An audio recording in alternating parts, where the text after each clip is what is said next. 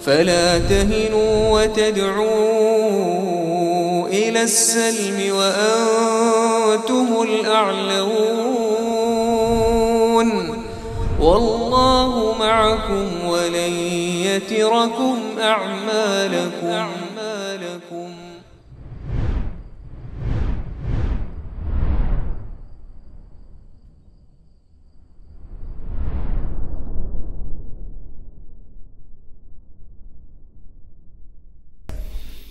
يا أيها الذين آمنوا اتقوا الله حق تقاته ولا تموتن إلا وأنتم مسلمون يا أيها الناس اتقوا ربكم الذي خلقكم من نفس واحدة وخلق منها زوجها وبث منهما رجالا كثيرا ونساء واتقوا الله الذي تساءلون به والأرحام إن الله كان عليكم رقيبا يا أيها الذين آمنوا اتقوا الله وقولوا قولا سديدا يصلح لكم أعمالكم ويغفر لكم ذنوبكم ومن يطع الله ورسوله فقد فاز فوزا عظيما فإن أصدق الحديث كتاب الله وخير الهدي هدي محمد صلى الله عليه وسلم وشر الأمور محدثاتها وكل محدثة بدعة وكل بدعة ضلالة wa kullu dhalalatin finnar. Amma ba'd.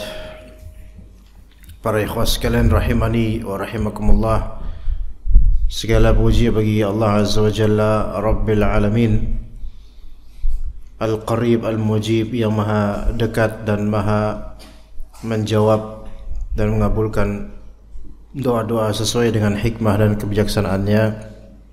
Kita bertemu kembali di majelis rutinan kajian kitab Fawaidul Fawaid oleh Ibnu Qayyim Al-Jauziyah rahimahullah. Ini masih di pembahasan tafsiran ayat awal-awal dari surat Al-Ankabut, dan kita mentemakan atau menjudulkan kajian kali ini dengan antara dua pilihan, yaitu menyatakan beriman atau menyatakan tidak beriman. Mana yang kita pilih? Ya, ini berdasarkan dengan ayat di surat Al-Ankabut, ahasiban nasu ayyutraku wa yaqulu amanna wa hum la yuftanun. Apakah manusia menyangka mereka dibiarkan begitu saja mengatakan kami beriman terus tidak diuji? Ya, jadi masih berkisar tentang iman dan ujian. Taib, kita akan bacakan sesuai dengan bagaimana kalimat dari Ibnu Qayyim Al-Jauziyah rahimahullah.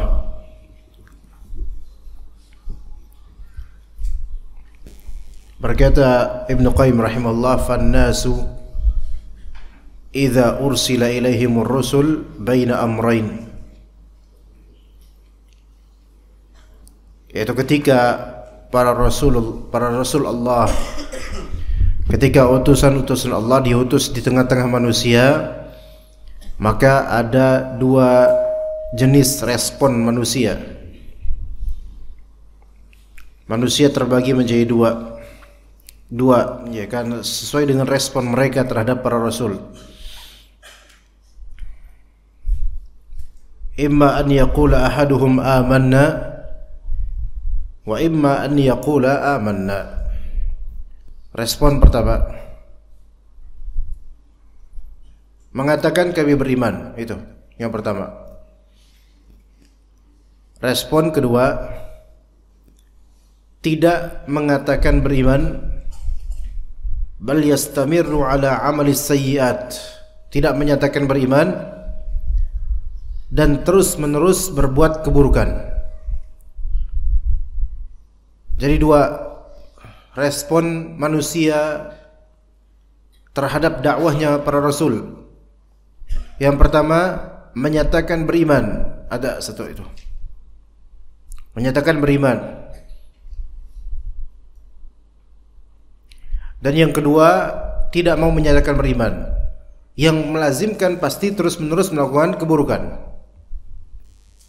Tapi yang pertama ini, ada yang menyatakan beriman secara zahir dan batin, Yang pertama itu ada yang menyatakan beriman baik zahir dan batin, dan ada pula menyatakan beriman tapi zahirnya saja, batinnya tidak. Nah, ini munafik. Ini munafik. Ya, jadi ada orang-orang yang menyatakan beriman tapi tidak sampai ke kalbunya. Ya. Maka kata Nabi sallallahu alaihi wasallam dalam sebuah hadis,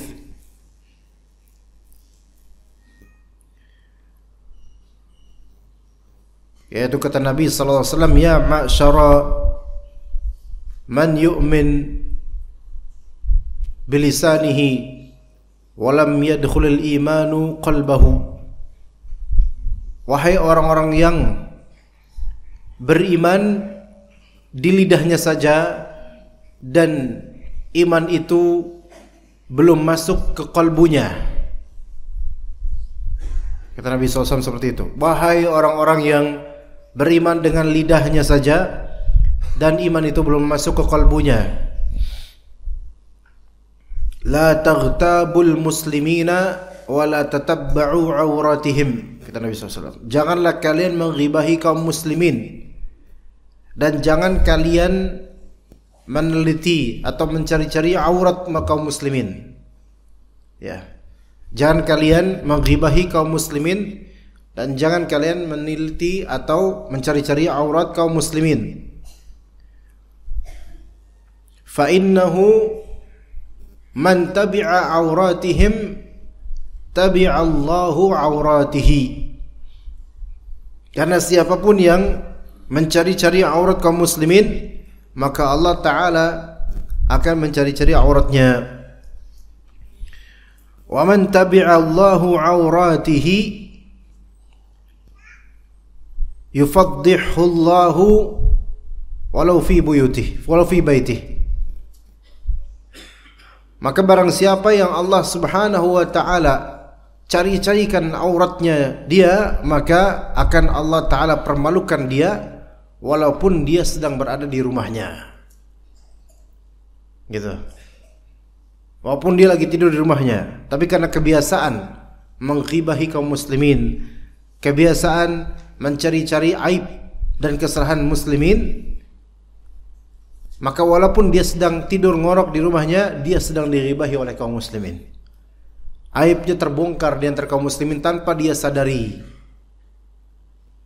Dan Rasulullah SAW katakan ini, ya ma'syara man amana bilisanihi walam yadkhulil imanu qalbah. Wahai orang-orang yang beriman dengan lidahnya saja dan belum masuk iman itu ke kalbunya.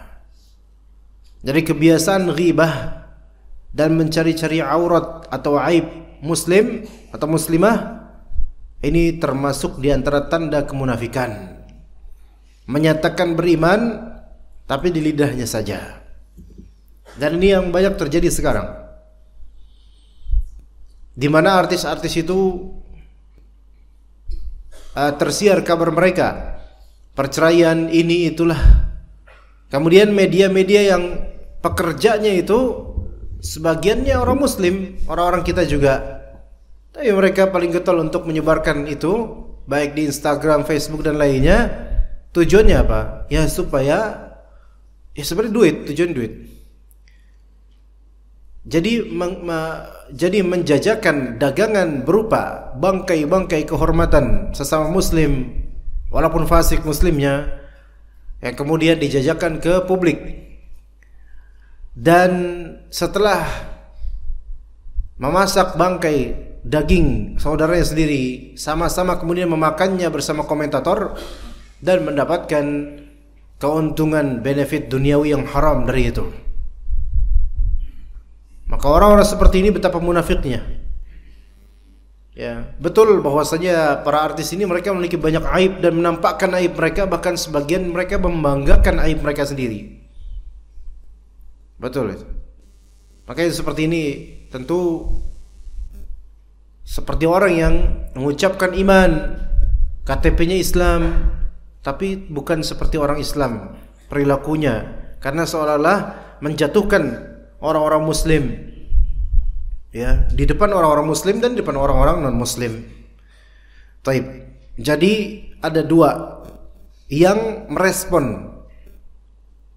Baik responnya ya kami beriman, yang mana biasa itu orang beriman beneran, atau ada juga orang yang munafik. Dan yang kedua responnya adalah no response. Enggak ada respon. Enggak mengistijabah, enggak menuruti apa yang para rasul dakwahkan. Bisa tolong majuan. Bisa majuan. Itu udah mencapai limit mereka. Kesian. Daripada mereka saling gemblok satu sama lain, mendingan kita maju. Ayo. Maju ikhwan, maju.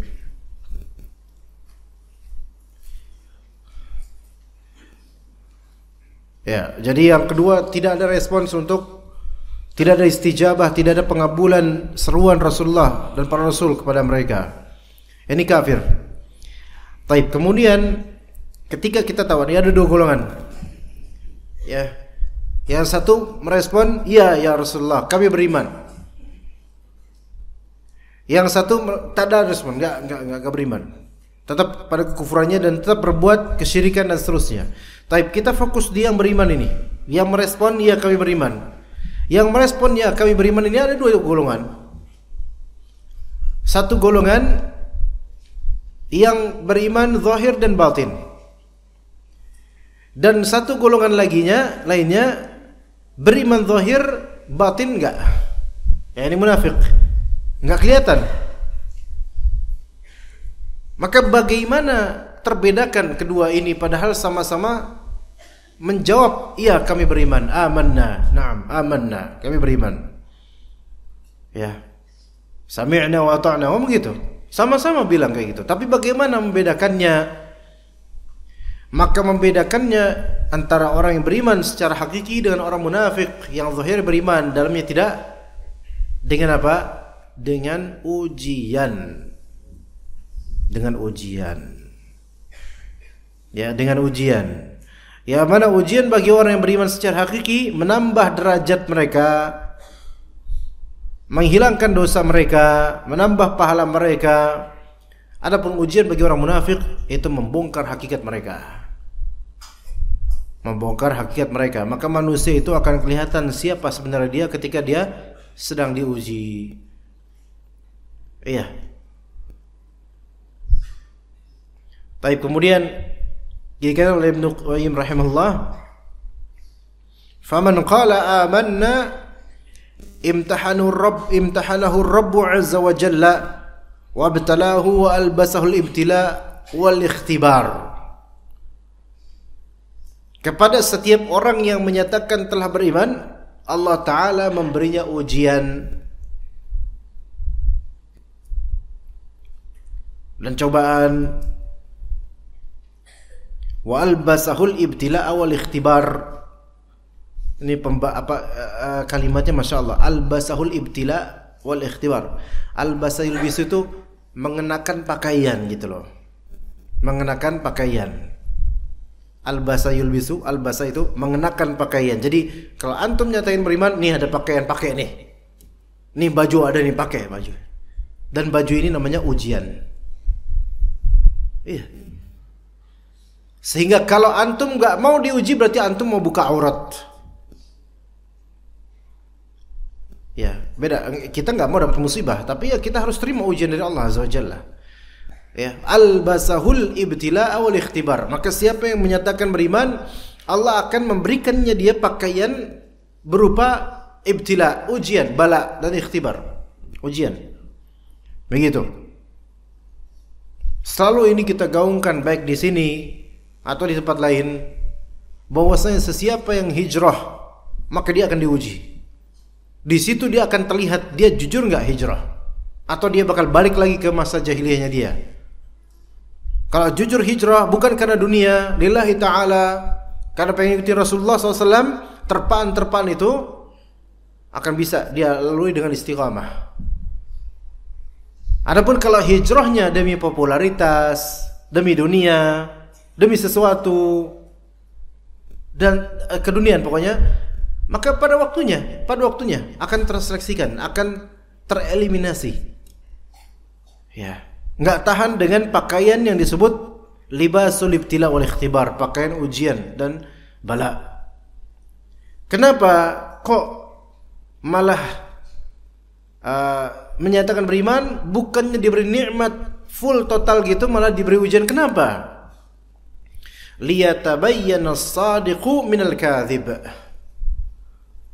agar orang yang jujur itu terbedakan dengan orang yang dusta. Makanya perlu ujian.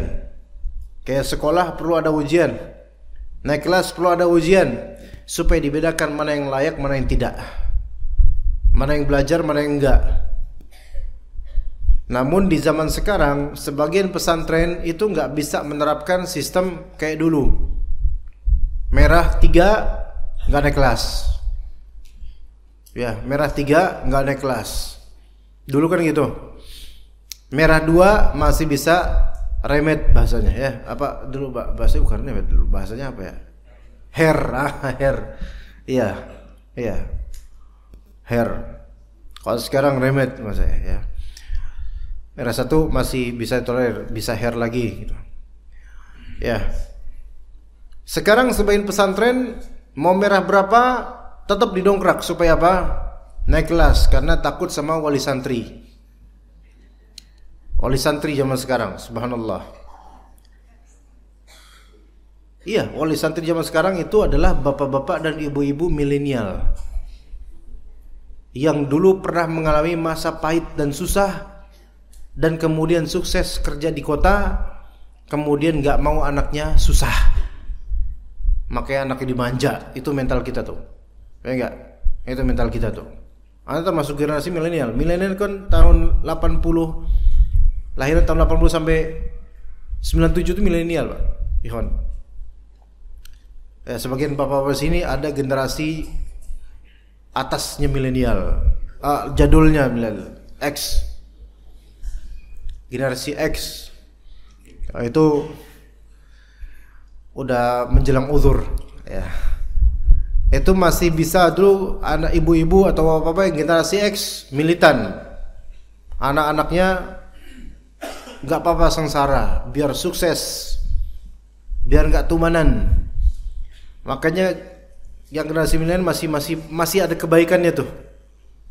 Yang kemudian kita nih yang generasi milenial punya anak sekarang, disekolahin, ya, yang mana anak-anak kita belum pernah mengecapi era 80-90, yang ketika itu sebagian dari kita itu mengalami pahitnya dan susahnya hidup, sekolah jalan kaki berkilo-kilo. Nah, kita nggak mau anak kita gitu. Ini generasi milenial nih, kita nih, jangan kayak gitu maksudnya. Biarin anak harus militan, mandiri. Ya, jangan berpikiran pokoknya saya mau sayang banget sama anak. Sayangnya Anda pada anak, lihat futurnya, lihat masa depannya nanti. Jangan dimanjakan. Nggak apa-apa, sengsarain aja sedikit. Maksudnya sengsarain di sini, latih dia supaya terbiasa dengan kesulitan, sehingga terbedakan nanti pas ujian antara anak-anak generasi Alpha, Omega dan seterusnya lah, nanti nggak tahu lah. Generasi Alpha itu 2012 kemari. Ya. Sekarang orang tua sekarang euforia handphone, kemudian anak-anaknya kasih handphone. Dari kecil dikasih handphone. Ya, memang sih YouTube-nya YouTube Kids. Namun kids sekarang YouTube-nya ya tetap aja nyanyi, joget dan seterusnya. Apakah orang tua Anda, wahai generasi milenial, dulu ngajarin Anda joget? Enggak. Ya, bahkan muntah mungkin ngeliat Anda joget. Tapi kenapa sekarang anak-anak dibiarin ngeliatin joget? Sekarang banyak anak-anak TikTok. Anda dulu tahu om telolet om. Nah, itu yang benar. Itu tahun berapa? Tahun 2016, 2017 kan itu. Ketika itu ada yang bertanya kepada Ustaz apa hukumnya mengucapkan apa, meminta om, telolet om. Kemudian ada beberapa ikhwan yang protes, ngapain sih hal seperti ini dipermasalahkan? Udahlah, ini kan hal yang biasa. Saya bilang ini nggak biasa. Tetap ini harus dikasih tahu hukumnya. Ini hal yang sia-sia. Paling bentar doang itu euforia doang, anak-anak om tilawat om. Emang ketika itu sempat redup setelah itu. Sekarang ada lagi bangkit dari kuburnya om tilawat om. Bisa dimatiin gak ini AC-nya? Pak Irwan mana? Luar biasa ini AC. Matiin Mbak AC-nya. Oh nih. Subhanallah, 16 lagi. Subhanallah, ini 16 loh. Anda mau dijadiin apa ini 16? Pas banget di bawah. Subhanallah. DKM ini. Nah, subhanallah. Sekarang kita lihat sebagian anak bercita-cita jadi YouTuber. Kemudian misal di Taman Mini itu, di dekat salah satu gerbangnya Taman Mini, langsung rasa panas gak? Rasa agak panas sedikit. Langsung cukup, ntar agak kerasa panas lagi. Nah ketika itu Anda melihat, berkali-kali Anda lihat, ya kadang lewat bis, anak-anak menjelang maghrib, bahkan maghrib, rame-rame mereka, gini-gini. Ini pada sholat maghrib, emaknya kemana ini? Subhanallah, apa anak yatim semua mereka atau gimana? Itu subhanallah. Sampai kayak gini nih sekarang nih, generasi nih. Ya. Kemudian setelah di teler-telerin itu, ya, kemudian apa? Joget-joget di jalanan. Terus orang-orang dewasa pada ketawa semua. Wah, ketawa ngelihat tuh lucu. Apa yang lucu? Gak ada yang lucu. Yang lucu kalian wahai orang dewasa. Ngetawain anak-anak yang sedang joget di pinggir jalan karena om teler om ini, padahal yang telerin belum om belum nikah. Subhanallah. Ya itu musibah zaman sekarang. Dianggap ini biasa. Anak sampai kadang di khutbah Jumat hal-hal kayak gini anak ungkap jemaah. Anak-anak muda yang mereka ngomong jorok terus kayak gini hal kayak gini, ini harus diungkap sehingga anak-anak muda yang dengar di khutbah Jumat itu mereka ngerasa kita lagi dinasihatin. Oke. Tapi kok ini agak panas sekarang? Dinyalain lagi ya. Tapi jangan 16 lah. Bulat ya. Ya. Berapa kayak gitu? 20, 21, 23, 24, 25. Naik terus. 23. Bismillah. Bayan. Tapi dingin juga ini. Subhanallah. Ujian banget ini, subhanallah. Mudah-mudahan palanya banyak ini. Ya. Kemudian liyubayyana as-sadiqu liyabina as-sadiqu min al-kadhib, yaitu adanya ujian untuk terketahui dan terbedakan antara yang jujur dengan yang dusta. Wa man lam yaqul amanna fala yahsib annahu yasbiqur rabba litajribatih. Adapun orang yang tidak berkata kami beriman, ya, sedangkan siapa saja yang tidak berkata kami beriman, orang ini enggak ngomong kami beriman, ia pun juga tidak dapat lolos dari ujian dan cobaannya, tidak dapat lolos dari hukuman Allah. Enggak lolos, tetap enggak lolos. Jangan dikira bilang kami enggak beriman, karena kalau kami beriman kami bakal diuji. Kalian walaupun kalian enggak beriman, kalian bakal lebih berat lagi ujiannya. Ya. Kenapa begitu? Fa inna ahadan lan yu'jizallaha ta'ala. Karena tidak ada seorang pun yang dapat menghindar dari ujian Allah. Tidak ada seorang pun yang dapat menghindar dari ujian Allah. Antum mau kabur kemana? Ya, enggak ada seorang pun yang dapat menghindar dari ujian dan hukuman dari Allah Azza wa Jalla. Ini bahasanya dalam Al-Quran seperti itu. Allah Ta'ala tidak akan bisa disable, yaitu tidak akan ada seorang pun mampu menahan ujian Allah. Yaitu pas Allah mau uji dia tahan. Enggak, ya Allah, saya enggak bisa, enggak bakal diuji oleh engkau, enggak. Maka kata Ibnu Qayyim, hadhihi sunnatuhu ta'ala. Ini adalah sunnatullah.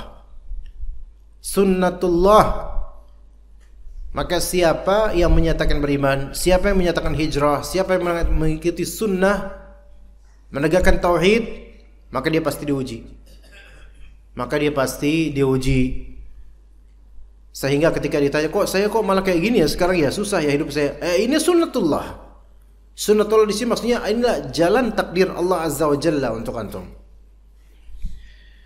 Yursilu rusula ilal khalqi fayukadzibuhumun nasu wa yu'dzunahum. Lihat kenyataannya di sejarah. Dia, yaitu Allah Azza wa Jalla, mengutus para rasul kepada semua makhluknya. Ya, jadi para rasul diutus oleh Allah. Ini orang-orang baik nih, diutus oleh Allah dengan risalah yang misinya baik semua. Tapi umat manusia malah mendustakan dan menyakiti mereka. Kontras. Karena itulah ujian buat para rasul. Yang paling tinggi ujiannya para rasul. Kontras. Yang dibawa itu kebaikan. Cara dakwahnya juga baik. Orang-orangnya baik semua rasul itu. Tapi justru mereka orang yang paling didustakan oleh kaumnya sendiri. Kaumnya sendiri, bahkan keluarganya sendiri, menyakiti rasul-rasul ini. Kontras. Berarti setelah kita menyatakan beriman, setelah kita hijrah, akan ada hal-hal yang kontras di kehidupan ini. Yang di situ ditanya nanti antum akan terpedaya atau tidak? Ya. Sebagaimana diterangkan dalam beberapa ayat Al-Qur'an, di antaranya surat Al-An'am ayat 112. Wa kadzalika ja'alna likulli nabiyyin aduwwa syayatinal insi wal jin yuhi ba'duhum ila ba'din zukhrufal qawli ghurura. Dan demikianlah untuk setiap nabi kami jadikan musuh yang terdiri dari syaitan-syaitan berupa manusia dan jin. Syaitan dari kalangan manusia dan jin. Maka syaitan itu ada dari manusia, ada juga dari jin. Dan sebagian dari ulama salaf mereka lebih khawatir syaitan dari kalangan manusia. Kenapa? Syaitan dari kalangan jin itu kalau antum baca ayat kursi kabur dia. Syaitan dari kalangan manusia baca ayat kursi diterusin sama dia. Nah tuh, bisa aja. Tapi walaupun syaitan ini muslim, iya, syaitan dari kalangan manusia ada juga yang muslim, tapi dia menjerumuskan antum kepada keburukan syaitan ini. Mengajak antum hanya kepada keburukan, walaupun KTP muslim. Nah, setiap nabi itu punya adu itu musuh. Dan musuhnya itu mesti setan. Baik dari kalangan manusia maupun jin. Semua nabi punya musuh. Ya. Padahal nabi ini enggak mencari musuh, tapi memang Allah Ta'ala wahyukan agar memusuhi orang-orang kafir, mendakwai mereka dan memusuhi mereka kalau mereka enggak mau ikut dengan keislaman, dengan Islam. Syayatinal insi wal jin yuhi ba'duhum ila ba'd zukhrufal qawli ghurura. Yang mana syaitan dari kalangan manusia dan jin ini sebagian mereka membisikkan kepada lainnya perkataan yang indah sebagai tipuan. Jadi sebagian ulama menyatakan syaitan dari kalangan jin itu membisikkan kepada syaitan dari kalangan manusia untuk begini begitu untuk memerangi dakwah para rasul dan para pengikutnya. Begitu. Ya. Kayak misal sesajen, ya, yang mana di suatu daerah itu subur sekali, banyak yang bikin sesajen taruh di tempat keramat, di ini di itu, ya. Kemudian ada dakwah anti sesajen, anti syirik. Yang marah sebenarnya setan dari kalangan jin, marah mereka. Kenapa? Karena marketing mereka mulai gagal. Dropship mereka mulai nggak laku. Iya, gitu kan? Manusia takutnya akan ikut dengan dakwah ini, maka mereka para syaitan dari kalangan jin pun membisikkan kepada manusia-manusia yang mudah terpedaya untuk memerangi dakwah ini. Itu, ya, seperti itu. Begitu juga kalau antum ahli tauhid, ketemu dengan dukun atau orang yang pakai jimat. Yakin orang yang dukun atau pakai jimat itu ketika kerasa aura antum, aura Cibinong Al-Ikhlas Puri Nirwana, itu insya Allah akan kesel dia sama antum. Apalagi wajah antum memang dari dulunya ngeselin. Kemudian jenggotnya kelihatan sunnah, cingkrangan, jenggot, kesel ya. Makanya sebenarnya banyak Pak orang kesel sama antum, banyak Pak. Bukan teman antum aja, banyak orang. Ya. Bahkan orang samping antum belum tentu senang sama antum, kesel sama antum. Terus ngeliat penampilan sunnah dan semisal, kesel sama antum. Yang antum nggak ngapa-ngapain, diri doang, jalan doang, tapi kesel sama antum. Dan orang yang kesel ini juga bingung, kenapa gue kesel sama dia, mukanya kenapa ya? Perasaan biasa aja deh. Kenapa ya? Ya. Ngelihat antum yang bersih, padahal bersih, baik, nggak ngapa-ngapain, tapi kesel mereka. Giliran ngelihat dukun yang juga jenggotan, rambut panjang, makoli fima inna rahmatan itu malah seneng. Antum pakai bahasa bener dibenci, ini pakai bahasa ngaco dipuji. Gimana? Ini syaitan yang mewahyukan yuhi ba'dhum ila ba'dhin zukhrufal qawli ghurura, yaitu manusia kemudian terbius dengan bisikan syaitan. Antum enggak tahu apa-apa. Begitu syaitan. Sampai seorang ustadz ya, dia biasa ngeruqyah. Jalan di suatu tempat, di jalan biasa jalan biasa aja, enggak ada apa-apa. Tiba-tiba ada seseorang menghampiri dia. Bapak tolong jangan lewat sini Pak, tolong jangan ganggu kami. Lah kenapa? Pak wajib jangan ganggu kami lah Pak, lewat jalan lain. Kami mau cari duit, cari nafkah buat anak istri. Udah Pak, jangan lewat sini Pak. Kenapa? Saya nggak ngapa-ngapain kok. Karena ternyata di dekat sana ada debus-debusan gitu loh, yang pakai inian perdukunan gitu. Lah ini orang ini, ustadz ini nggak tahu apa-apa. Ada apa Pak ya? Jadi lewat aja, itu aura bikin kesel setan. Padahal radiusnya itu sekian puluh meter. Dan ustadz ini nggak tahu apa-apa, tapi setannya tahu. Maka setan dari kalangan jin itu lebih sensitif jemaah. Ingat orang kayak antum, makanya kesel. Tapi kalau soleh orangnya, iya. Tapi kita bukan sesoleh itu gitu loh. Jadi ada yang seperti itu, sehingga setan ini menghasut orang-orang untuk membenci ini. Padahal yang ini nggak tahu apa-apa, dia berniatan baik. Begitu Pak. Nah, antum ketika misalnya jalan lewat mana aja, biasa aja, perasaan biasa aja, nggak ada suudzon sama orang, nggak ada perasaan apa sama orang, biasa aja.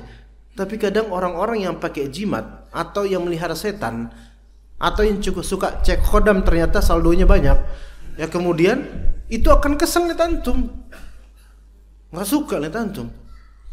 Karena apa? Mengamalkan sunnah Nabi SAW dan bertauhid, yang itu merupakan musuh mereka. Walaupun antum nggak ngapa-ngapain, nggak ngapa-ngapain aja dimusuhin, apalagi ngapa-ngapain. Ini Rasul dakwah menentang kesyirikan. Oh, makin mungkinan mereka makin kesel, ya. Dan juga dikatakan oleh Allah, zukhrufal qawli ghurura, perkataan-perkataan indah yang seolah-olah logis oleh syaitan sehingga manusia kehasut dengannya. Ya. Walau syaa rabbuka ma fa'aluhu fadharhum wa ma yaftarun. Dan kalau Rabbmu menghendaki, niscaya mereka tidak akan melakukannya, maka biarkanlah mereka bersama apa kebohongan yang mereka ada-adakan. Allah Subhanahu wa taala juga berfirman di surat Az-Zariyat, wa kadzalika ma atal ladzina min qablihim min rasulin illa qalu sahirun aw majnun. Demikianlah setiap kali seorang rasul yang datang kepada orang-orang yang sebelum mereka yaitu kaumnya pasti mengatakan dia itu penyihir atau orang gila. Padahal ini orang baik. Padahal ini orang baik, tapi tetap aja dikatain penyihir, orang gila.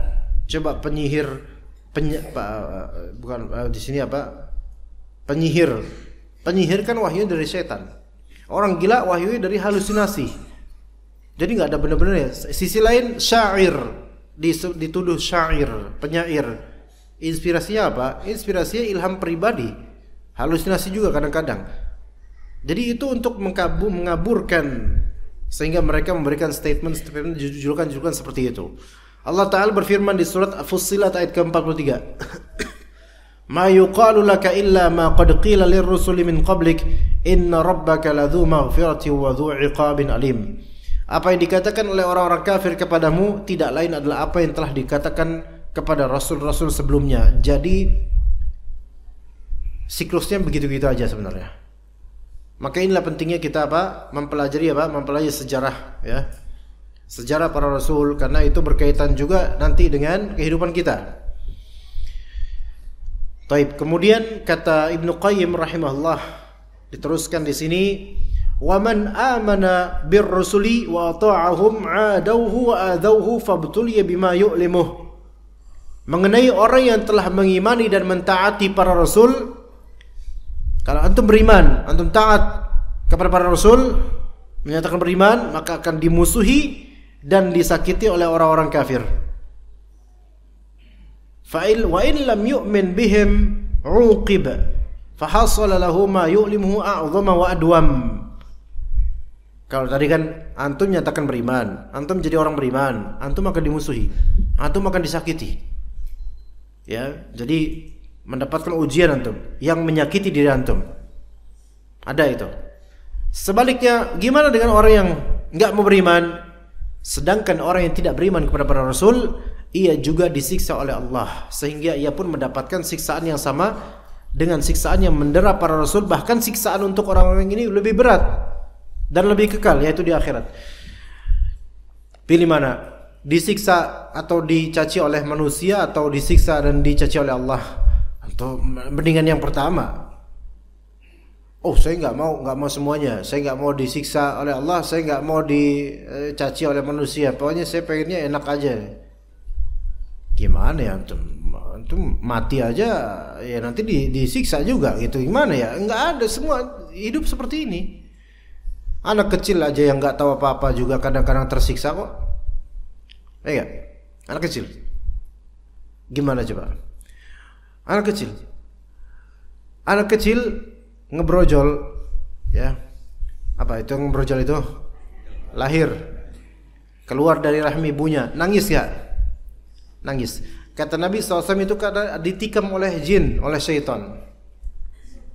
Padahal anak kecil ini nggak tahu apa-apa, tapi sudah inilah dunia, dimusuhi oleh syaitan. Sampai anak kecil yang nggak tahu apa-apa, bayi baru lahir, lagi lahiran bahkan. Ya, itu dicolek-colek oleh syaitan, ditusuk-tusuk oleh syaitan, terus nangis. Jadi ada sisi psikisnya, ada sisi maksudnya saintifiknya kenapa dia nangis, ada sisi itu. Tapi kata Nabi SAW ada sisi yang gaib, yang memang itu syaitan mengganggunya. Itu, ya, kecuali Nabi Isa alaihissalam dan juga mungkin para rasul sebelumnya. Kalau kita rata-rata nangis, ya, Pak. Ya, coba antum pernah lihat bayi lahiran yang nangis ibunya, anak ketawa? Enggak kan? Enggak ada. Nangis semua. Nangis anak-anak itu, bayi itu nangis. Itu belum apa-apa aja udah ada tuh cobaan ujiannya buat tuh anak. Iya Kak. Terus pas giginya tumbuh, sakit. Ya, demam. Kadang sampai batuk-batuk. Kadang sampai gejala-gejala yang luar biasa. Itu bayi enggak tahu apa-apa, tapi Allah kasih ujian dunia sekarang. Karena welcome to the world gitu. Selamat datang di dunia, tempatnya antum bakal diuji. Sampai bayi yang enggak tahu apa-apa pun Allah Ta'ala akan berikan ujian, bukan hukuman. Untuk kesabaran buat orang tuanya. Sabar atau enggak gitu loh. Terlatih atau enggak? Iya. Makanya mohon maaf ini kalau misalnya bapak-bapak, mohon maaf, yang belum punya anak sampai usia sekian, sisi kesabarannya menghadapi anak itu beda dengan yang sudah punya anak. Atau bujang yang belum punya anak, itu terganggu sedikit dengan mungkin keberisikan tetangga atau apa, itu cepat keselnya. Padahal dia sendiri suka berisik sama teman-temannya, cepat keselnya dia, nggak bisa sabar.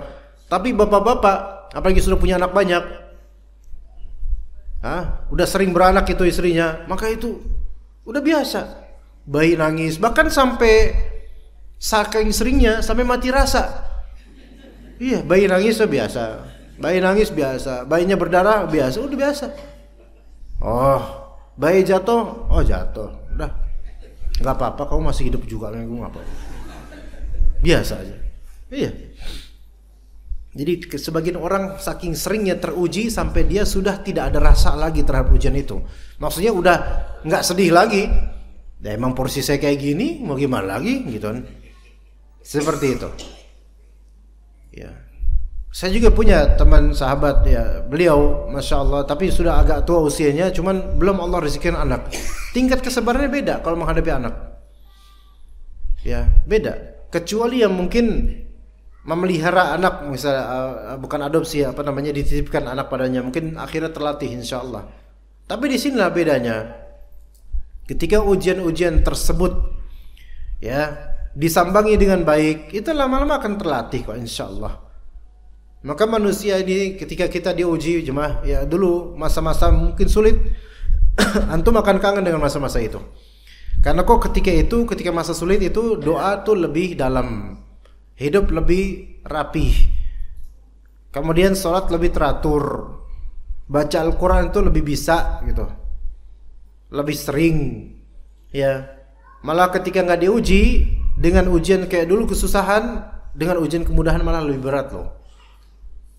Sekarang kalau kaum muslimin nih, kita nih lagi, ini kita muslimin, ternyata kita berjuang mencari nafkah misalnya, ya, dan nggak boleh korupsi, nggak boleh makan harta haram, dikit-dikit halal, dikit-dikit haram dan seterusnya. Harus tahu hukum dari setiap apa transaksi yang kita lakukan. Kita lihat orang yang kafir, mikir nggak? Oh, dropship metode ini haram, nggak, mana mikir kayak gitu. Nggak mikir halal haram, nggak mikir haram, nggak. Kayaknya hidup enak, biar hidup enak aja gitu loh. Kayak semuanya dihabuk, semua diambil. Lah kita dikit-dikit ada peraturan, dikit-dikit peraturan ini salah, ini salah, ya. Tapi yang kok enak banget ya, Masya Allah gitu. Ujian kita adalah ujian duniawi yang kalau kita taat pada Allah dengan ujian ini, maka Allah Ta'ala akan ganjari ketenangan dan juga pahala akhirat. Ya, adapun ujian mereka itu justru dibebaskan berarti ditelantarkan. Dibebaskan berarti ditelantarkan, dan ditelantarkan berarti apa? Itu ujian yang lebih besar daripada ujian antum di dalam kelas. Ya gak? Coba antum punya ada sekolah ya, ada sekolah nih, di sekolah ada ujian, ada cawu pertama, cawu kedua, cawu ketiga, zaman dulu, ya kan? Terus Eptanas, ya, dikit-dikit ujian, bahkan guru datang ke kelas aja udah ujian berat bagi anak-anak itu. Nah, sekarang anak-anak sekolah ini kadang memperhatikan beberapa anak pang yang di jalanan. Ya kan, pakai jengger ayam warna hitam, kemudian merchandise atribut di ini apa, ditindik gitu kan, ya, gitu kan. Cool ya, kerennya, lucu ya gitu. Ini anak-anak sekolah kadang gitu pengen ngeliat, keren tuh, hebat, dia bisa kayak gitu ya, gitu. Kelihatan bebas, free, ngapa-ngapain enak gitu loh. Ini karena nggak sadar ini orang yang si santri atau siswa ini nggak sadar kalau dia tuh dapat nikmat banyak. Si siswa atau santri ini mikir enak ya, jadi kayak gitu, jadi free man. Preman kan free man, preman. Tapi bahasa Jawa, kalau Jawa kan pre itu kan libur, pray, ya gitu kan. Makanya Friday, free day, pray. Gitu. Lagi ngapain mas? Lagi pray, gitu. Jadi pas hari libur, hari doa, hari libur, pray, ya gitu. Nah, jadi preman, enak jadi preman tuh, free man, yaitu bebas, ngapain aja bebas gitu. Kayak anak-anak pang tuh, enak banget kayak mereka ya hidup ya, gitu kan. Jadi anak sekolah, mereka kayak pengen bebas. Apa sih sekolah? Buat apa sih sekolah? Kerjanya cuma dengerin guru, diomelin, diuji. Kita apa sih harganya kayak gitu? Ini ibarat kayak seorang muslim punya peraturan dalam Islam, terus mikir enak ya jadi orang kafir. Subhanallah. Ya, kelihatannya enak bagi pecinta dunia. Nah, coba kalau anak-anak ini merasakan jadi anak pang, kemudian ayo sok jadi anak pang, nyesel sih ya, gitu kan? Ya kan? Coba habis itu keluar dari sekolah, kemudian mengundurkan diri dari keluarga dan menghapus nama dari kakaknya misalnya. Udah, aku mah mau bebas aja bu, pak, mohon maaf saya pamit. Pamit kemana? Don't ask, don't tell katanya. Jangan tanya lah, udah jangan tanya bu, aku sudah ingin bebas. Ya. Nah kemudian dia jadi anak pang. Coba jadi anak pang, nggak ada rules, nggak ada rimba gitu aja. Kemudian cari cewek untuk dizinahi, ada dari anak pang.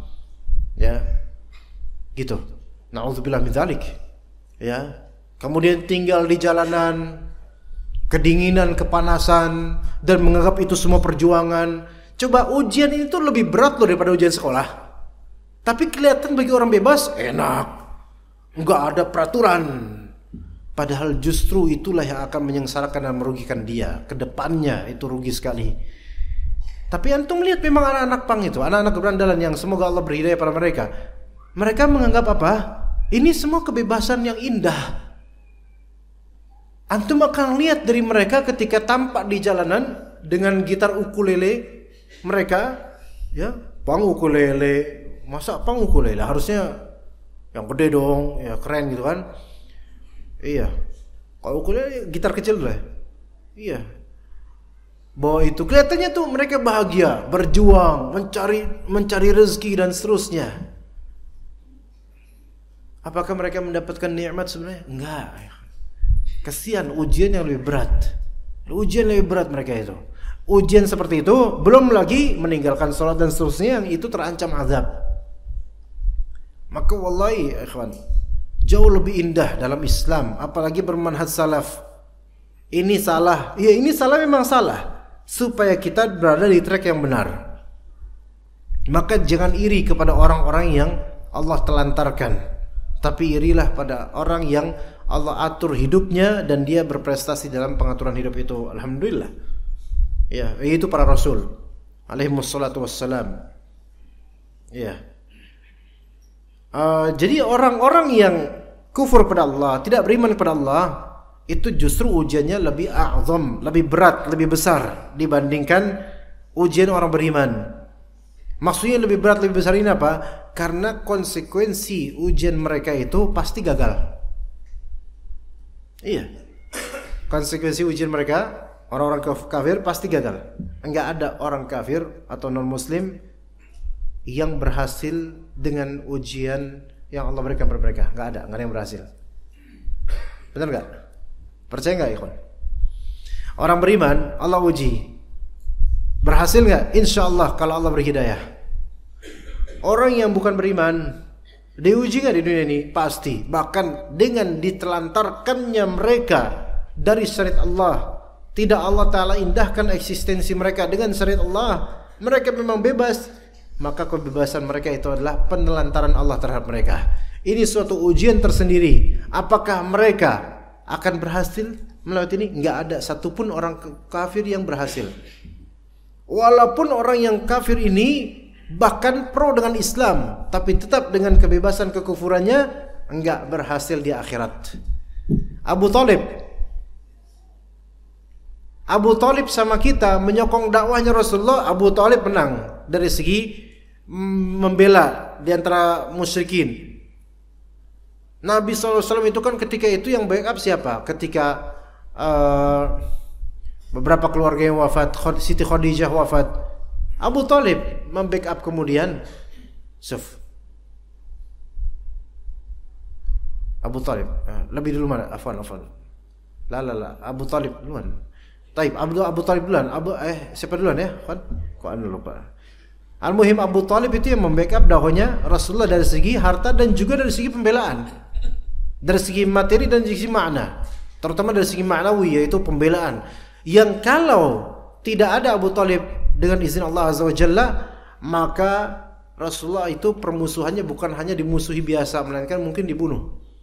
Tapi karena ada Abu Talib yang merupakan tokoh besar ketika itu, membackup Rasulullah, maka orang-orang ini gak berani untuk membunuh Rasulullah SAW dan menyerangnya. Tapi kendati pun begitu, Abu Thalib tidak selamat dari ujian kekufuran ini. Na'udzubillah min dzalik. Gak selamat. Yang mana itu sudah paling minimal azabnya, yaitu di neraka diberikan alas kaki terbuat dari api, sekali pakai langsung terbus otaknya sampai menjalar itu sampai ke atas, terbus otaknya. Mana yang lebih nikmat? Dan orang-orang yang kafir kepada Allah tidak akan mungkin lolos dari ujian dan tidak akan mungkin berhasil menghadapi ujian. Nggak ada. Maka dengan demikian, setiap orang pasti akan merasakan kepedihan dan siksaan, semuanya. Yang belum menikah, nanti ketika menikah, jangan kira seperti kisah-kisah Cinderella dan Pak Suparjo atau siapa itu namanya. Enggak, jangan kira semua finally they live happily ever after. No. Enggak. Pasti ada prahara. Jangan kira begitu. Kepedihan ada, siksaan hidup ada, tangisan ada. Yang perempuan, aku pengen nikah, Bu, pengen nikah, carikan suami gitu dan seterusnya. Dicariin suami yang ganteng, tapi nanti aku takut, kalau hamil sakit, lahiran sakit. Ya udah dicariin yang ganteng impoten. Janganlah, Bu. Ya udah yang ganteng yang mandul dah. Jangan juga. Kamu maunya apa sih gitu kan? Ya pokoknya pengennya hidupnya enak aja, Bu. Susah gimana hidup enak total? Nggak bisa. Menikah indah, nikmat, betul, masya Allah. Tapi di balik keindahan ada tumbal yaitu ujian, ada ujiannya. Antum nggak bakal mendapatkan kenikmatan dunia melainkan ada ujian di baliknya. Semuanya itu. Semuanya. Nikmat ilmu disyariatkan kita untuk menuntut ilmu loh. Dapat ilmu nikmat. Apakah setelah dapat ilmu terus nggak ada ujian gitu? Ada ujian. Nyari duit enak, punya duit banyak, masya Allah, gaji sekian 10 juta ke atas per bulan, emang nggak ada ujiannya? Ada. Jadi kita sembali mengejar nikmat, kita tidak bisa kabur dari ujian balik itu semua. Ada semua. Kemudian hanya saja orang yang beriman mendapatkan bagian kepedihan di dunia pada mulanya saja, kemudian pada akhirnya ia akan mendapatkan ganjaran yang baik, ganjaran baik atas perbuatannya di dunia dan di akhirat kelak. Itu benefit orang beriman. Ujiannya itu di awalnya saja. Nanti ganjarannya baliknya ada. Kalau dia baik menghadapi ujian itu, ada ganjaran dunia dan juga akhirat. Dunia juga dapat, akhirat lebih-lebih, berlipat-lipat. Itu orang beriman. Ya. Karena orang beriman ketika dia diuji, itu malah semakin merapat sama Allah, mendekat sama Allah. Itu orang beriman tuh. Ya. Dan itu nikmat tersendiri. Jemaah. Nikmatnya diuji oleh Allah. Walaupun ujian itu berupa hukuman atas dosa-dosa yang lampau, itu nikmat dari Allah Azza wa Jalla. Karena dengan itu kita diingatkan oleh Allah, ditegur oleh Allah, tidak ditelantarkan oleh Allah. Betapa nikmatnya seorang yang menyadari, seorang murid yang menyadari bahwa gurunya memperhatikannya dan menegurnya lebih dibandingkan murid-murid lain karena orang anak ini spesial. Nah, antum itu spesial karena antum berpotensi untuk jadi yang terbaik. Makanya saya perhatikan kamu. Makanya saya tegur kamu kalau salah. Enggak kayak Suparjo itu. Kalau dia ngorok di kelas itu biarin. Emang udah kayak gitu sih banget itu. Biarin aja. Beda perlakuannya. Itu antara guru dan murid. Walillahil matsulul a'la. Allah Subhanahu wa ta'ala tidak disamakan dengan apapun. Maka perlakuan Allah terhadap orang beriman jelas beda dibandingkan kepada orang kafir. Nasihat untuk orang beriman dari Allah Azza wa Jalla berupa ujian, hukuman, teguran, musibah, fitnah dan seterusnya, kesempitan dan seterusnya. Yang mana itu menjadikan orang beriman ini merasa bahwasanya, oh ini saya ditegur oleh Allah. Oh ini hukuman dari dosa saya. Oh saya harus mendekat pada Allah. Oh ini ada zikir dan doa yang berkaitan dengan musibah saya. Enak hidup itu. Alhamdulillah, jadi dekat sama Allah Azza wa Jalla. Beda dengan orang yang tidak dekat sama, yang jauh, yang kufur pada Allah Azza wa Jalla. teguran itu bukan teguran baginya. Ya. Nikmat itu dia kufuri. Dan seterusnya dari keteracakan hidup. Yang mana dikatakan Ibnu Qayyim, adapun orang kafir, ia mendapatkan kenikmatan di dunia pada mulanya saja. Tetapi kemudian ia mendapatkan kepedihan ketika telah kembali kepada Allah di akhirat kelak, dapat kepedihan. Awalnya saja, nanti ujung-ujungnya pedih, sakit, gak enak. Habis sia-sia amalannya, perbuatannya. Ya, seperti itu jemaah sekalian yang bisa kita sampaikan dari tema kajian. Jika ada pertanyaan dipersilahkan. Langsung ke sini enggak apa-apa atau mau ya. Yang mau bertanya langsung sebenarnya ikhwan enggak apa-apa, Pak. Bertanya langsung, jangan takut. Ini memang kalau misalnya kelihatan banyak grogi, bisa saya suruh yang lain pada tutup mata, antum tanya sendiri, boleh. Jangan takut. Fadhal, Pak. Wafik barakallah.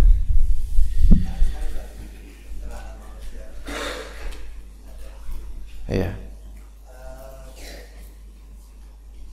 Seseorang sudah diberikan Allah hidayah, transfer dari before afternya ke dan kita butuh dibandingkan supaya tidak lepas daripada hidayah. Iya. Menyadari bahwa gerakan umur yang kita lakukan, saya sudah Ustaz. Sudah apa? Bapak sudah apa? Masya Allah, iya Pak, ya, Pak. Kelihatan kok Pak. Masya Allah.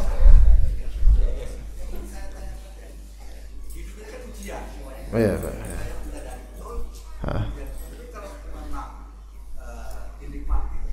Ya, Masya Allah, iya. Iya betul, bagi orang mukmin. Nah, tanya saya, bagaimana saudara-saudara kita yang muslim, menyatakan diri muslim, dia belum diberikan suatu kepindahan, apakah dia tidak tahu kepada nikmatnya dari sebelum dan sesudahnya, ataukah memang Allah belum memberikan dengan kehendak Allah tidak, atau orang-orang ini sampai kapanpun Ya. dia tidak bergerak. Ya. Oke. Termasuk kepada mungkin kerabat, sahabat, keluarga. Ya, taib. Ya. Taib. Jazakallahu khair, Pak. Jazakumullah khair. Wa iyyakum. Jazakallahu khair. Ya kita saksikan ya sebagian dari orang muslim begini, sebelumnya kita tetap ya, walaupun misalnya Allah Ta'ala berikan kita hidayah untuk mengamalkan sunnah dengan akidah yang benar, tetap kita waspada karena nggak ada jaminan kita nggak tergelincir. Tetap waspada, ya. Bahkan kadang kita juga khawatir, lebih merasa aman, merasa nyaman dengan hidayah ini. Khawatir kita terpedaya dengan hal-hal ini gitu. Jadi harus terus betul-betul mengoreksi diri dan meningkatkan kualitas akidah dan amaliyah.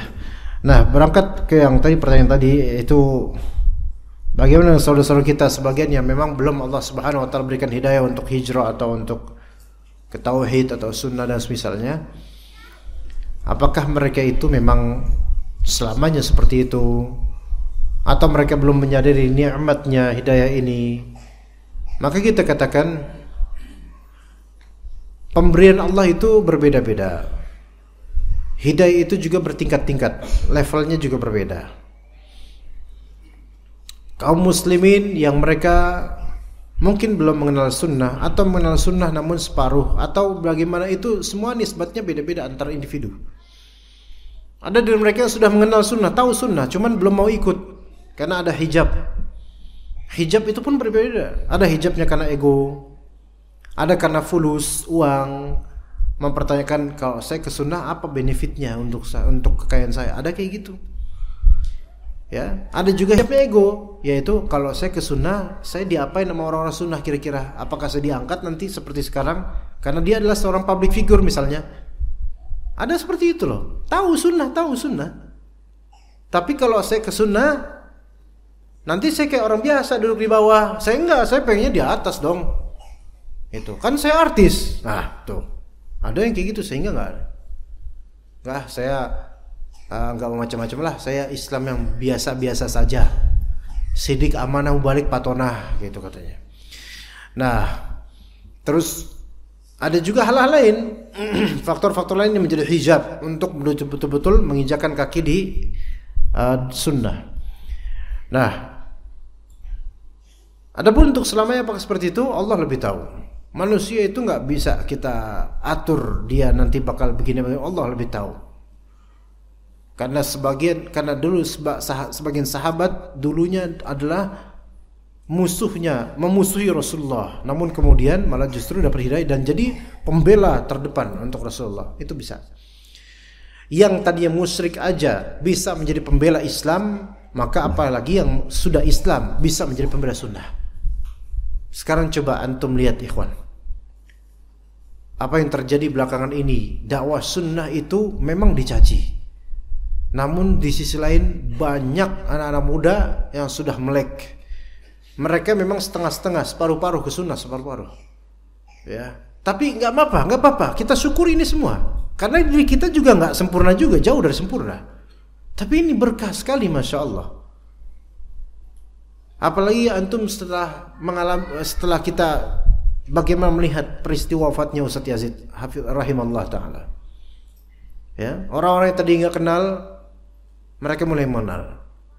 Orang-orang yang tadinya anti, mereka mulai mencair. Begitu. Banyak hakikat-hakikat yang tersingkap kemudian tentang sunnah ini. Subhanallah. Subhanallah. Dan kebaikannya Ustaz Yazid misalnya terbongkar dan terkuak selama ini. Subhanallah. Ya. Yang kemudian itu menjadi proof dan bukti bagi banyak orang yang anti sunnah tadinya, bahwasanya dakwah sunnah ini dakwah yang berkah. Adapun oknum, kesalahan sebagian ustadz atau sebagian dari ikhwan, itu tidak menjadi bukti dan dalil bahwa dakwah ini tidak berkah. Dakwah ini tetap berkah insyaallah. Kesalahan orang hanyalah kesalahan orang, tidak mengubah hakikat dari dakwah ini insyaallah. Dan akan Allah buktikan, selalu Allah buktikan. Kerap kali dalam kehidupan ini Allah Subhanahu wa taala menjawab tuduhan-tuduhan itu bukan dengan perkataan manusia, tetapi dengan kenyataan dan kejadian yang membuka mata orang-orang, sehingga orang-orang itu merasa, oh ini jawabannya, ternyata benar. Dan itu yang terjadi. Dan itu terserah Allah mau memberi hidayah pada siapa. Yahdi may yasha. Allah memberi hidayah pada siapa yang Allah kehendaki. Nah sekarang kita fokusnya gimana? Kasihan saudara-saudara kita belum mengenal sunnah. Doakan saja, doakan dan dakwakan, cukup. Bukan untuk dipaksakan. Malah justru sebenarnya kalau kita jadi teladan untuk mereka, dan insya Allah jadi teladan buat mereka insya Allah, maka perlahan-lahan mereka ikut kok. Karena sebagian orang itu malu-malu ikut sunnah. Iya, sebagian orang malu-malu ikut sunnah, dan sebagian sudah ikut sunnah malu-maluin. Gitu. Jadinya tambah malu itu orang. Ya. Antum di keluarga antum dengan memelihara jenggot, tidak isbal, rajin sholat berjamaah, itu sudah menjadi figur loh bagi mereka. Yakin deh. Walaupun antum dibenci, walaupun wajah antum mengesalkan bagi mereka, tetapi antum figur, beneran antum figur bagi mereka. Siapapun menjalani sunnah secara zahir apalagi batin, menjamak zahir batin sesuai sunnah, wallahi antum jadi figur. Di tempat antum, di keluarga antum, di RT antum, di lingkungan antum figur. Semua dari antum punya amanah. Ketika menjalani sunnah secara zahir, punya amanah sebagai seorang figur. Tapi jangan merasa, oh gua public figure gitu kan. Enggak gitu maksudnya. Teladankan untuk mereka yang baik. Karena suatu saat walaupun mereka membenci antum, kalau kepepet tanya masalah agama ke antum nanti, walaupun nggak suka sama antum, dan antum juga nggak suka sama dia, tapi sama-sama nggak suka. Tapi ketika kebutuhan itu ada, simbiosis mutualisme, itu akan apa? Ya, ke siapa lagi saya nanya? Kalau saya tanya ke yang ini, dia nggak kelihatan sholat, saya tanya ke bapak aja lah. Kok tanya ke saya bukan ahli ilmu, di kajian pun saya bukan ustadz, bahkan di kajian saya tidur gitu kan. Misalnya, iya, maaf nih saya bukan berilmu pak, enggak, tapi bapak itu walaupun saya gimana ya, tapi bapak itu berilmu bagi saya gitu. Ini apa ya hukumnya pak? Akhirnya antum difigurkan di hati mereka tanpa mereka sadar sebenarnya kadang-kadang. Iya. Ya, tuh kalau gitu ditanya antum nggak tahu jawabannya, tanya ke ustadz. Iya, antum tanya ke ustadz. Ya. Ustadz, Ustadz ini apa ya jawabannya Ustadz ya? Ana nggak tahu Ustadz, tolong kasih tahu Ustadz. Ustadznya jawab panjang gitu. Terus supaya antum kelihatan alim, antum nggak forward di WhatsApp, nggak forward. Antum copy, dipaste gitu. Iya. Terus dikasih, akhirannya dikasih nama antum. Ini, aduh ini. Iya makanya sih banyak orang kesal sama antum kayak gitu. Iya, ya masya Allah. Tapi nggak apa-apa. Al-muhim memberi manfaat. Benar. Antum mengikuti sunnah secara zahir, sholat lima waktu. Antum tuh ada di hati orang itu. Hatta orang itu kesal sama antum. Hatta orang yang kesal sama antum tuh imam masjid antum. Kesal sama antum. Kenapa? Karena jenggot antum lebih panjang daripada dia. Ya karena kerasa antum tuh lebih cocok jadi imam daripada beliau. Kadang-kadang gitu. Imam, sebagai imam dari kalangan lain lah, tapi sama muslim, tapi ngeliat antum kan penampilan kayak ustadz pak, jenggotan aja gitu, jenggotan, cingkrangan, udah nih ustadz ini. Padahal kayak nanti tadi bilang ngaji, tidur iya, ya itu. Tapi kok di luar antum masya Allah, ustadz ini, iya pak jenggot, ya pak ustadz, dibilang kayak gitu. Aduh, akhirnya hasad itu imam, padahal antum nggak ngapa-ngapain, ya. Tapi tetap hasad itu karena apa? Karena mengakui keunggulan antum. Nggak ada orang hasad karena nggak mau keunggulan. Karena ada hasad itu karena tahu orangnya punya fadilah, punya keunggulan. Tapi bukan untuk ujub, melainkan contohkan kepada orang-orang ini bahwasanya saya memegang sunnah, gitu. Udah gitu aja. Akhirnya orang itu akan takluk dengan amalia, dengan apa yang Anda bawa dan antum bawa, dan akan menjadi sumber nanti untuk tanya jawab kalau ada apa-apa, gitu. Iya. Coba iklan zaman 90-an dulu, sampai obat batuk aja nanya ke ustadz. Ya, tok subuh tuh, Pak Haji, batuk Pak Haji ini. Konidin aja. Itu sampai obat batuk aja ke ustadz. Gitu. Iya.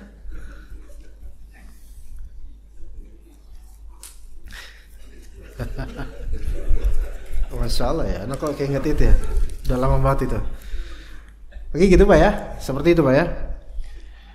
Assalamualaikum Ustaz. Waalaikumsalam warahmatullahi wabarakatuh. Saya pernah disuruh memfitnah, menghasut dan menjatuhkan admin salah satu akun dakwah dengan cara memberikan komentar jelek yang saya sendiri tidak tahu permasalahannya karena saya hanya disuruh ustadz untuk tajasus. Disuruh ustadz untuk tajasus. Ustadz nyuruh untuk tajasus. Tajasus itu memata-matai. Bagaimana cara bertaubat dari dosa tersebut ustadz? Enggak, ini ustadz siapa nih? Jangan-jangan ana nih. Ini disuruh ustadz untuk tajasus, berarti disuruh ana untuk tajasus. Bagaimana cara bertobat dari dosa tersebut ustadz gitu. Ini kan kok seolah-olah ana yang ini.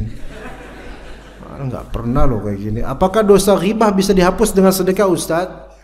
Gini, ana nggak tahu di sini akun dakwah seperti apa yang, tapi tidak elegan kalau kita itu komentar jelek di akun apapun, apalagi tujuannya untuk memfitnah, menghasut, menjatuhkan, menjelekkan akun tersebut. Apalagi kalau akun dakwah tersebut sama-sama sunnah, itu betapa buruknya seperti itu. Dan ini saya nggak tahu konteksnya, ternyata ada ya seperti ini. Ini buzzer Ustadz Fulan mungkin ya. Cara bertaubat dari itu tersebut, hapus itu komentar-komentar itu, kemudian minta maaf secara personal melalui message DM ya, message ke akun dakwah tersebut, ana bertaubat pada Allah, minta maaf sama antum gini. Tapi nggak perlu antum jelaskan ustadz siapa yang nyuruh antum.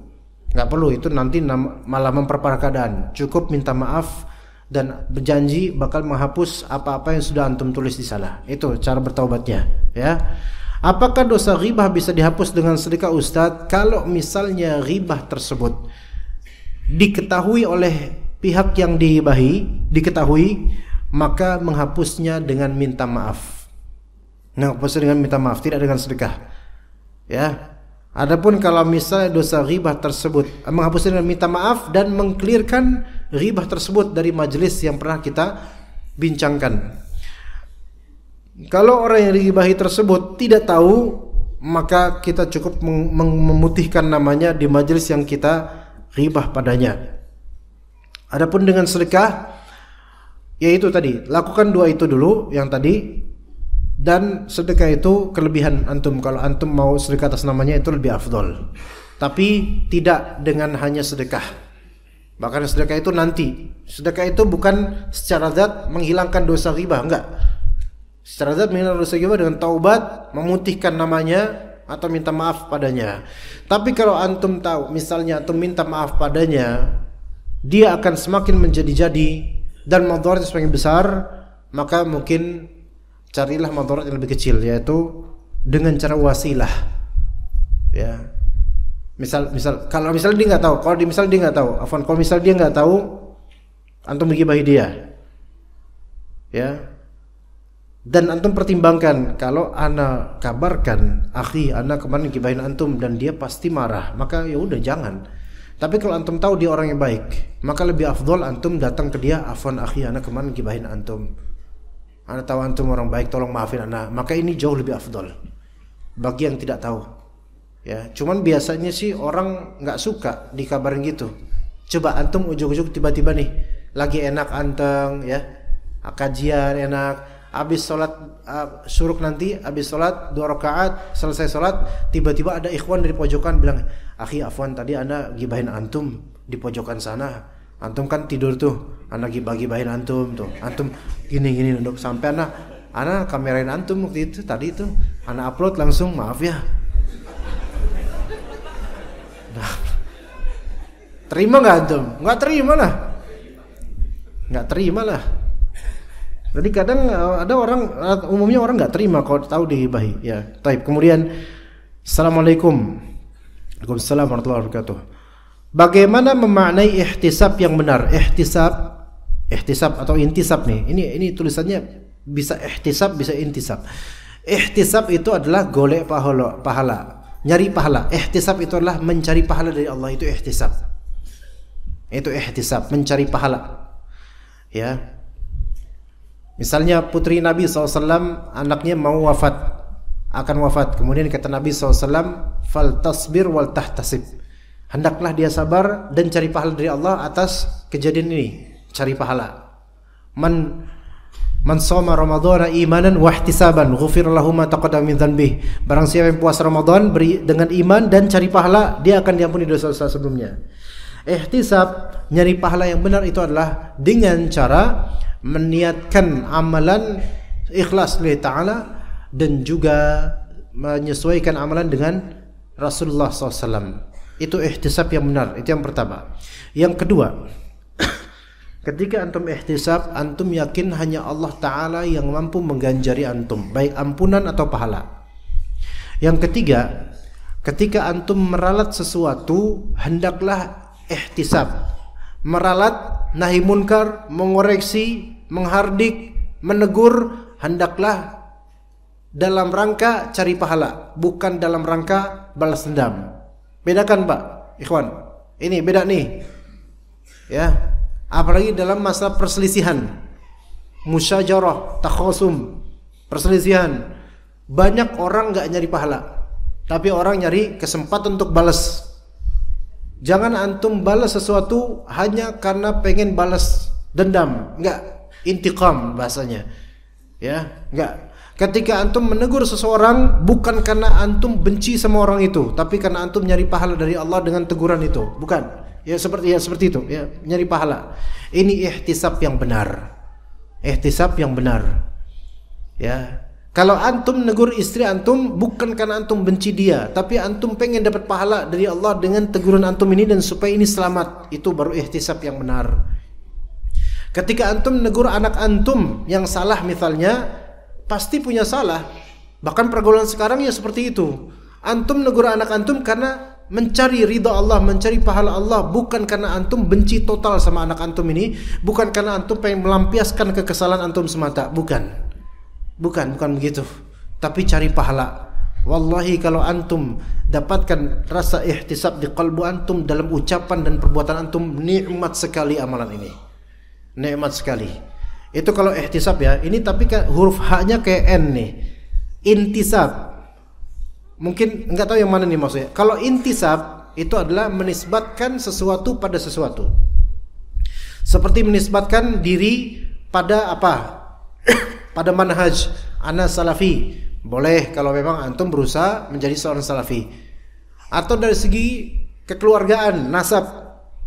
Ya, ana bin fulan, maka bin fulan itu harus ke bapaknya atau kakeknya boleh. Dari bapaknya, kakek dari bapaknya boleh. Kayak misalnya ana Hasan al-Jaizi. Al-Jaizi itu al itu keluarga, dari al itu keluarga. Jaiz itu nama mbah kakung ana, kiai kampung di rahimahullah. Wafat 2001. Namanya Ahmad Jaiz itu. Ya, begitu. Jadi Anda sebenarnya Gus. Anak Gus. Ya. Anak Gus. Anak Gus, bapak Anda juga Gus juga. Dan bapaknya bapak Anda yaitu kakek Anda Ahmad Jaiz itu juga seorang Gus. Gus itu kan anaknya Ustadz, anak kiai. Iya, Ahmad Jaiz itu atasnya ada lagi Gus juga, Ustadz juga, kiai. Atas lagi kiai Asy'ari namanya. Ada Abdul Mu'ti, ada Asy'ari. Jadi ke atasnya alhamdulillah. Jadi anak Gus-Gus. Ya, anak termasuk Gus-Gus, tapi anak enggak mau dipanggil Gus. Namanya Hasan. Diterjemahkan Indonesia apa? Enggak, bagus. Gus juga kan? Iya. Ya, itu intisab ke manhaj selama itu hakikat boleh. Intisab ke keluarga itu hanya boleh ke bapak kandung, ke kakek kandung dari bapak. Itu boleh. Ya, adapun intisab ke ibu jangan. Intisab ke bapak tiri tidak boleh. Bin bapak tiri enggak boleh. Ya, begitu. Itu namanya intisab. Ya. Assalamualaikum Ustaz. Waalaikumsalam warahmatullahi wabarakatuh. Ana izin bertanya. Enggak, ana enggak izinin. Kesian banget. Apakah doa anak yang fasik atau munafik sampai kepada orang tuanya yang sudah meninggal dunia? Anda enggak tahu doanya apa dulu? Anak yang fasik, anak yang munafik. Seperti apa itu anak yang munafik itu? Enggak tahu Anda.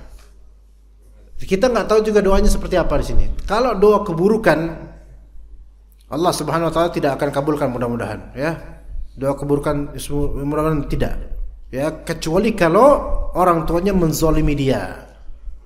Kecuali kalau orang tuanya menzalimi dia, itu mungkin bisa terjadi. Bisa dikabulkan. Ya. Nah, orang tuanya sudah meninggal dunia. Semoga tidak. Ya, karena orang tua ini sudah tidak bersalah lagi. Dan anak ini ya durhaka, berarti dia kalau misalnya udah wafat terus doakan keburukan, ya jangan ya. Semoga tidak. Anda bilang semoga tidak. Apakah ciri anak yang soleh yang bermanfaat untuk kedua orang tuanya?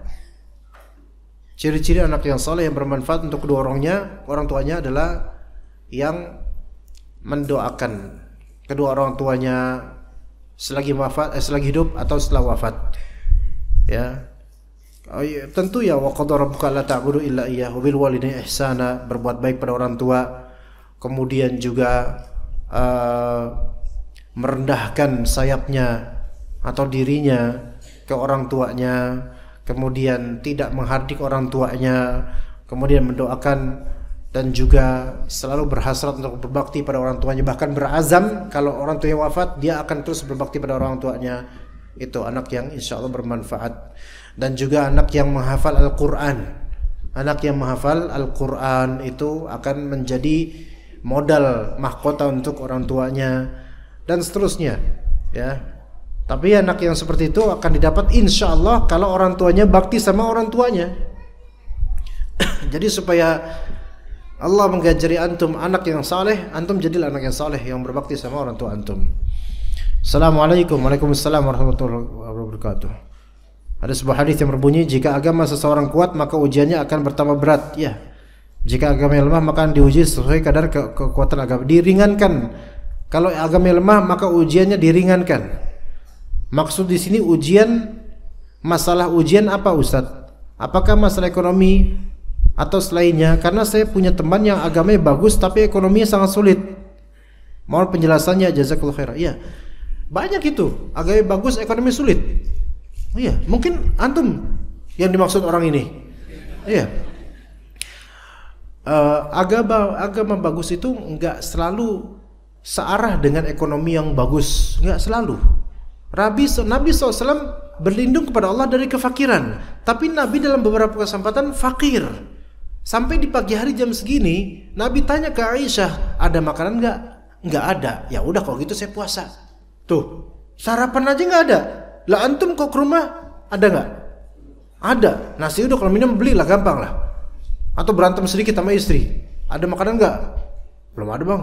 Kamu gimana sih? Molor aja, molor gitu. Udah, pesan GoFood. Enggak ada juga duitnya, Bang. Kamu gimana? Kan mau dikasih, Bang. Oh iya juga ya. Nah kan gitu, salah siapa? Suami. Enggak ada makanan. Ya, enggak ada makanan. Fakir. Ya, tapi apakah fakir itu sebanding dengan lemahnya iman? Belum tentu. Bisa aja fakir tapi imannya tinggi. Dan bukankah di akhirat nanti orang-orang du'afa, orang-orang fuqara itu mereka lebih awal masuk surga dibandingkan aghnia berapa ratus tahun di ukuran dunia, berapa ratus tahun. Nah, jadi di sini tapi ujian itu bukan hanya ekonomi. Jangan dibarometerkan, wah saya miskin, berarti saya alhamdulillah ini ujian yang sangat baik buat saya. Iya sih insya Allah. Tapi pas ngeliat orang kaya, kaya nggak punya ujian, berarti imannya lemah. Ujub itu namanya. Belum tentu orang kaya itu lemah iman. Bisa aja nggak punya iman. Ya, bisa aja. Antum kenapa diam, akhi? Antum tersinggung. Nah, kekayaan itu ada ujian tersendiri. Jadi jangan kira kalau kaya berarti lemah iman. Yang fakir itu baru tebal imannya. Ya, ujian itu nggak cuma duit. Bisa aja yang kaya soleh, ujiannya di mana? Penyakit. Nah kan, kaya soleh, sehat, ujiannya Pak di anak nakal bisa. Kaya soleh, anak sehat soleh, dan semuanya kelihatan settled baik, ujiannya Pak di istrinya. Iya, setiap hari tuh paket datang terus tuh istrinya. Paket. Iya, sampai tukang paketnya itu udah nggak mau paket lagi, saking ya rumahin lagi gitu kan. Taruh aja. Habis. Itu ujian di situ, fitnah. Ada seperti itu. Iya, ada. Jadi ujian orang beda-beda. Antum nggak bisa memparameterkan bahwa saya ujian yang benar adalah ujiannya antum. Ujiannya orang berarti salah itu ujiannya, berarti gimana? Enggak. Ya. Tapi ya kalau agama bagus, ekonomi sulit, banyak sekarang agama bagus, ekonomi sulit banyak. Lebih banyak lagi udah agama yang nggak bener, sholat nggak bener, kere lagi. Ini yang susah ini hidupnya nih. Mau kemana ini orang ini? Gitu. Iya, udah kere, miskin, nggak bener, sholat kagak, doa enggak, minum-minuman, mabuk-mabukan, ngutang lagi di warung. Gitu. Assalamualaikum warahmatullahi wabarakatuh. Waalaikumsalam warahmatullahi wabarakatuh. Barakallahu fikum wa fiik. Barakallah. Ustaz, bagaimanakah cara untuk bertaubat dari menunjuki orang ke hal yang maksiat atau keburukan? Dalam hal ini misal seorang guru karena kejahilan atau hawa nafsunya dulu menyampaikan kesalahan kepada murid-muridnya. Sekarang guru ini sudah menyesalinya dan tidak pernah mengulangi lagi kesalahannya. Perlukah ia minta maaf satu persatu kepada muridnya? Saat ini muridnya sudah lulus dan tersebar, dan ada lagi yang tidak diketahui tinggal di mana. Cukupkah Ustadz hanya menyesali? Menyesal itu udah bagus, alhamdulillah. Kemudian mungkin sekarang kan ini guru udah punya media sosial. Maka dia deklarasikan bahwa dia berlepas dari apa yang diajarkan dulu. Mungkin enggak kalimatnya enggak harus begitu. mungkin kalimatnya misalnya membantah pendapat yang dulu atau membantah perilakunya dulu, misal dulu guru musik, maka dia deklarasikan bahwa saya berhenti dari musik karena itu haram misalnya. Udah. Ya. Tapi kalau dia tahu bahwa di media sosial ini ada nama-nama muridnya, dia dakwahi muridnya. Dia ralat. Iya. Cari kan di Facebook ada tuh nama-nama, cari aja nama misalnya Suparjo. Kemudian, oh iya ini murid saya nih. Di DM, Assalamualaikum Parjo, ini maaf nih kalau Pak Guru dulu pernah ngajarin kamu atau guru pernah ngajarin aku piano, tolong tinggalkan karena itu haram. Ya, si Suparjo bingung dia. Biasanya bingung tuh. Ih, beneran ini Pak siapa? Pak siapa ya? Siapa namanya? Bukan Pak Hasan pokoknya. Ini beneran Pak ini. Ada apa Pak? Kok bisa kayak gini gitu loh. Alhamdulillah saya dapat hidayah. Mohon kamu tinggalkan musik-musik itu. Saya minta ampun sama Allah atas itu. Beneran kayak gitu. Walaupun kemudian cie udah alim nih kata murid gitu. Gak apa-apa, dibully gak apa-apa. Yang penting di sisi Allah mulia kan gitu. Iya, satu persatu boleh, satu persatu. Itu lebih afdal satu persatu. Selama terhindar dari fitnah. Ya. Selama terhindar dari fitnah. Seperti apa maksudnya fitnah? Takutnya CLBK dulu suka sama muridnya atau murid suka sama dia, terus di DM kemudian akhirnya malah CLBK itu hindari, udah nggak usah yang itu mah. Tapi yang bisa aja, yang semahram, yang sama jenis atau yang makin mahram atau apa, kasih tahu saya bertaubat dari ini, mohon tinggalkan itu, seperti itu. Harus semampunya. Kalau ternyata nggak ketahuan, muridnya udah nggak tahu lagi, ada yang ganti nama atau namanya sama nama orang semuanya, maka udah semampunya saja. Tapi juga ada deklarasi pertaubatan karena Anda guru, berarti public figure, berarti orang melihat Anda, sehingga orang juga harus tahu bahwa Anda berhenti dari ajaran maksiat tersebut atau kesalahan tersebut. Seperti itu. Ya, jazakumullah khair jaza atas kehadiran antum semua. Barakallahu fikum jami'an. Semoga kita bertemu kembali di waktu yang di bulan depan dalam keadaan yang baik dan iman yang insyaallah mudah-mudahan semakin meningkat. Barakallahu fikum jami'an wa sallallahu ala nabiyyina Muhammad wa ala alihi wa sahbihi ajma'in. Subhanakallahumma wa bihamdika asyhadu an la ilaha illa anta astaghfiruka wa atubu ilaik. Wassalamualaikum warahmatullahi wabarakatuh.